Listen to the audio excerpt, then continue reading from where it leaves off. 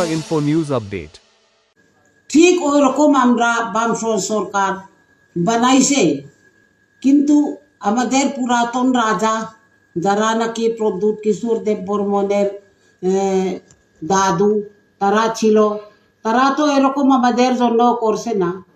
দশরথদা যদি এই জনশিক্ষা আন্দোলন না করত, আজকেও আমরা অন্ধ থাকতাম। এটা মানুষে বুঝে না। বামফ্রন্ট সরকার আসার পরে লেখাপড়া শিকার আমাদের একটা সুবিধা আমরা পাইছি উপজাতিরা।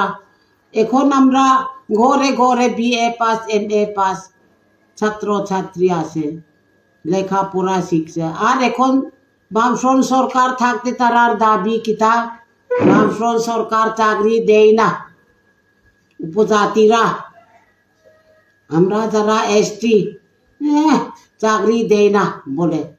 কিন্তু তাদেরকে এই চাকরি দেয় না কথাটা তো আমরা বামফ্রন্ট সরকার আলিয়া দিছে, চাকরি পাই নাটা বামফ্রন্ট সরকারে মুখ খুলিয়া দিছে। শিক্ষা পায়া না তারা এই কথাটা বলতে পারছে, নইলে তো এই কথা বলার অধিকারও ছিল না তাদের।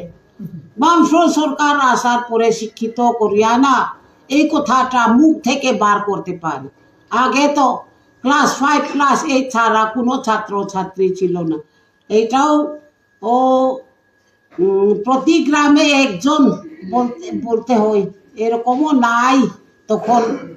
এই সরকার বামফ্রন্ট সরকার আসার পরে না শিক্ষার আলোটা সম্প্রসারণ হয়েছে, আমাদের মুখ খোলার অধিকারটা আমরা পাইছি।